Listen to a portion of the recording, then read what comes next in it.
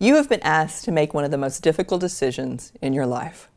I'm Stacy and I'm a counselor, and I'm also a Furbaby owner, and I have sat in your chair before. I have walked alongside people who have had to make the decision of ending their fur baby's life because they've been suffering, and at the same time I've had to make that same decision with my family. And so I really want to be able to give you some steps to take whenever your head is spinning and your heart is breaking and you don't know what to do because the vet just told you that you have to make this decision to end your fur baby's life. And if you have time to make the decision, it's actually a gift.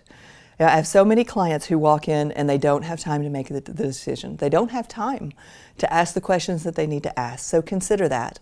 When you sit down with your vet, go ahead and ask the questions and write them down if you need to. I know there have been so many times in medical situations or with a vet when I've been asking questions that I've asked, they've answered fully, but I have forgotten. And so ask for a piece of paper and a pen and write down whatever you need to say. Also tell them if your family needs to be part of making this decision that you need to consult with them. And so you're writing down the answers, you're going to go talk to them, and you're going to make the decision together. Your vet will understand, I promise. When you ask the questions of the vet, make sure you're comfortable with what you hear. Vets are wonderful people. Veterinarians work very hard, long hours to make sure that your pets are taken care of, and their staff are wonderful people. But sometimes they do not want to walk through this process with you. They may love your pet a lot, and they don't feel comfortable doing this. And this might be the first time you've ever heard this, but sometimes another member of the staff or another veterinarian will be the one that puts the medication into the shot and then ends your pet's suffering. And so you need to know that information. You need to know that they won't be there. And if you go to a clinic and your vet is off, then they might not be the one, they can't come in to do it. And so you need to ask the question beforehand. You always have the option of a second opinion. I know we tell that to people in medical situations, but it's true also with your veterinarian. Even if you love your veterinarian and they've done everything possible for your pet, sometimes it just does your heart good to get a second opinion.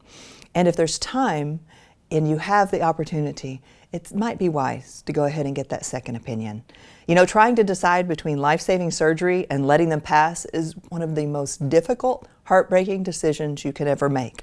You have to sit down with your family and you have to talk about the finances. Your pet may pass away anyway, or there might be a great deal of pain for your pet, even more suffering to recover from the surgery. And so you have to weigh their age, you have to weigh, their current health status, all of those things. But at the same time, you're choosing to end their suffering or pay for the surgery. And so really, just take a moment, take a deep breath, ask the questions, get a second opinion, talk to your family, and know that I will be praying for you. And in the next video, we'll have even more questions for you to ask your vet. If you could subscribe to these videos, I really think we can help a lot of fur baby owners with these videos. You can click on the bell and hit like below. I want you to know that you're not alone in this, and that there is always, always help.